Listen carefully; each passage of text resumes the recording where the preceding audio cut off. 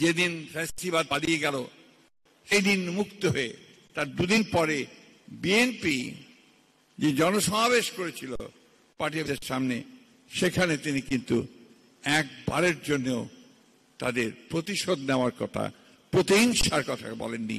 বলেছেন গণতন্ত্রের কথা, আপসহীন গণতন্ত্রের কথা, মানুষকে ভালোবাসার কথা, প্রেমের কথা। এখানেই পার্থক্যটা। আমাদের 60 লক্ষ মানুষের বিরুদ্ধে মিথ্যা মামলা হয়েছে বিএনপি। আমাদের 1700 বেশি মানুষ গুম হয়ে গেছে ইলিয়াস আলী সহ। আমাদের প্রায় 20,000 মানুষকে বিনা বিচারে হত্যা করা হয়েছে। আর এই জুলাই আগস্টে আমাদের হিসাব মতে প্রায় 700 জন আমাদের ছাত্র দলের ছেলে, যুব দলের ছেলেকে গুলি করে হত্যা করা হয়েছে। আমাদের হাজার হাজার নেতাকর্মীকে কারাগারে আটক করে রাখা হয়েছে, আমাদের সিনিয়র নেতৃবৃন্দ সহ। এই ত্যাগ, এই তিতিক্ষার বিনিময়ে আমরা সবাই মিলে একটা জায়গায় এসে পৌঁছেছি, একটা সুযোগ সৃষ্টি হয়েছে। সেই সুযোগটা কি? একটা নতুন গণতান্ত্রিক বাংলাদেশ তৈরি করবার কথাটা আমি জোর দিয়ে বলতে চাই। একটা গণতান্ত্রিক বাংলাদেশ, আমরা এটাতে বিশ্বাস করি বলেই, পরিবর্তনে বিশ্বাস করে বলেই, এবং আমরা যে আগের যে রাষ্ট্র ব্যবস্থা, সেই রাষ্ট্র ব্যবস্থা দিয়ে দেশ এগিয়ে যাবে না তাহলে বিশ্বাস করে বলেই আমরা সেদিন কিন্তু একাই দল থেকে 27 দফা রাষ্ট্র সংস্কারের কর্মসূচি দিয়েছিলাম 2022 সালে, এবং তারও আগে 2016 সালে দেশনেত্রী বেগম খালেদা জিয়া ভিশন ফর 2016 দিয়েছিলেন পরিবর্তন, ভিশন ফর 30, দুঃখিত, ভিশন ফর 2030 দিয়েছিলেন 2016 সালে। এবং সেখানে কিন্তু আজকের যে সংস্কারের কথাগুলো উঠে আসছে সমস্ত দলগুলোর কাছ থেকে প্রায় সবগুলি সেখানে ছিল। আজকে এখানে আমাদের জাতীয় নেতৃবৃন্দ বসে আছেন, তাদেরকে সঙ্গে নিয়ে আমরা যে 27 দফা দিয়েছিলাম 7 তারিখে 22 সালের, সেটাকে আমরা কিন্তু 31 দফায় নিয়ে এসে আমরা পরবর্তীতে আবার সেটাকে আমরা ঘোষণা করেছি সমস্ত রাজনৈতিক দল যারা আমাদের সঙ্গে একসাথে কাজ করছিলেন। সুতরাং রিফর্ম, সংস্কারের কথা তো আমরা বলেছি আগে। এখন অত্যন্ত সুচতুরভাবে একটা প্রোপাগান্ডা চালানো হচ্ছে যে বিএনপি সংস্কার মানছে না বলেই দেরি হচ্ছে। এই কথাটা বলা প্রয়োজন, সেজন্য আমি বলছি। একটা মিডিয়াতে একটা ক্যাম্পেইন হচ্ছে, সোশ্যাল মিডিয়াতে ক্যাম্পেইন হচ্ছে যে বিএনপি সংস্কার মানছে না। আমি তাদেরকে দয়া করে অনুরোধ করব যে দয়া করে তারা এই বিষয়গুলো একটু ভালো করে দেখেন যে আমাদের 31 দফায় কি ছিল, এখন কি আছে। এখন আমাদের টিম এই ঐক্যমত সংস্কার কমিটির কাছে গিয়ে তারা কি বলছেন, কি মতামত দিয়েছেন, এটা জানা দরকার, নাহলে ভুল বোঝাবুঝি হবে। আমাদের এখানে মান্না সাহেব সঠিকভাবে বলেছেন যে উনি তো দেখছেন যে অনেকগুলোই প্রায় একমত আছে। আমরা 10 বছর প্রধানমন্ত্রী 10 বছর থাকবেন বলেছি। আমরা বলেছি যে দ্বিকক্ষ বিশিষ্ট পার্লামেন্ট। আমরা বলেছি যে আপনার রাষ্ট্রপতি এবং প্রধানমন্ত্রীর ক্ষমতার মধ্যে ভারসাম্য থাকতে হবে। আমরা বলেছি বিচার ব্যবস্থাকে সম্পূর্ণভাবে একেবারে ইন্ডিপেন্ডেন্ট করতে হবে।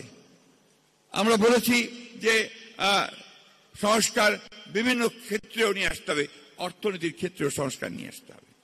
তো এই বিষয়গুলোকে সেইভাবে ব্যাখ্যা না করে আমরা যদি পজিটিভলি ব্যাখ্যা করি, এবং শুধুমাত্র যেহেতু বিএনপি বড় দল সুতরাং বিএনপিকেই শুধুমাত্র দোষারোপ করে কথাবার্তা বলাটা বোধহয় ঐক্যের জন্য সহায়ক শক্তি হবে না।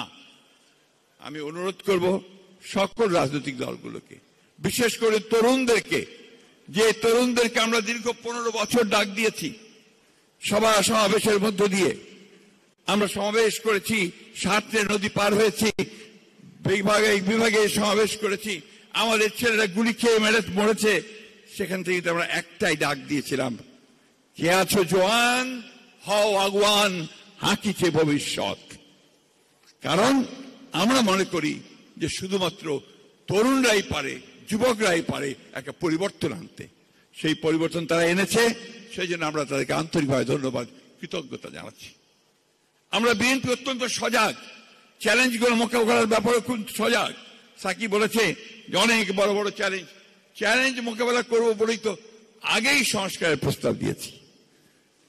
মোকাবেলা করব বলেই তো জনগণের কাছে চলে গেছি স্বদেশ নিয়ে। চ্যালেঞ্জ মনে করব বলেই তো নদী সাঁতরে পার হয়ে সমাবেশ করি, সরকারের পতন চেয়েছি, বুকে রক্ত ঢেলে দিয়েছি। যেদিন মিরপুরের একজন লেজ ওয়ার্কার মকবুলকে গুলি করে হত্যা করা হয় আমার অফিসের সামনে, আমি যখন তাকে মর্গে দেখতে চাই তখন দেখি যে তার স্ত্রীর পরনে একটা শুধুমাত্র ছেঁড়া শাড়ি। আমাদেরও অসংখ্য লোক মারা গেছে, জামাতে ইসলামের অসংখ্য মারা গেছে, অন্যান্য রাজনৈতিক দলের অনেকেই মারা গেছে।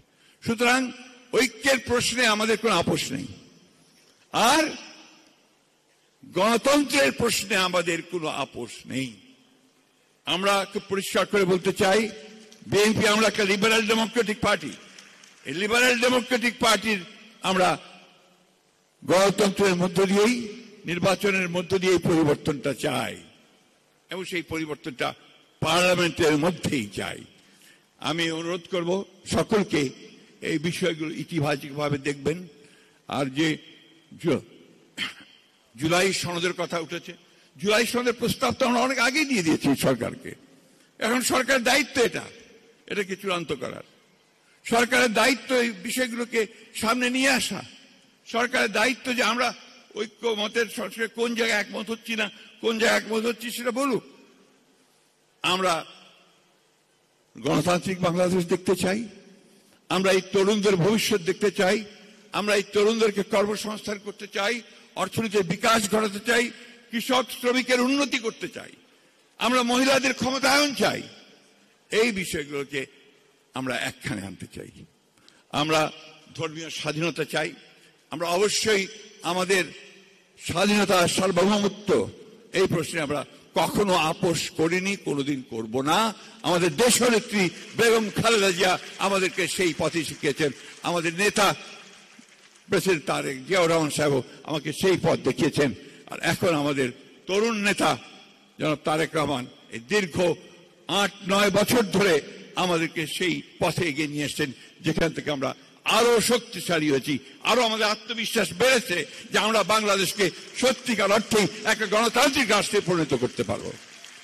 আমি আয়োজককে আন্তরিক ধন্যবাদ এবং কৃতজ্ঞতা জানাচ্ছি। সত্যিকার অর্থেই একটা অভূতপূর্ব একটা সম্ভাবনার সুযোগ আজকে সৃষ্টি করেছেন। আসুন, আমাদের ওই সমস্ত সন্তান, আমাদের ওই সমস্ত ভাই যারা নিহত হয়েছে, তাদের পরিবার, আমাদের সেই সমস্ত পঙ্গু সন্তান ভাইদের, তাদেরকে সামনে নিয়ে, তাদের মায়ের অশ্রুধারকে নিয়ে বীরের রক্তস্রোতকে যেন আমরা কখনো বৃথা হতে না দেই। আসুন, সেই লক্ষ্যে আমরা সবাই শপথ গ্রহণ করি। আসসালামু আলাইকুম।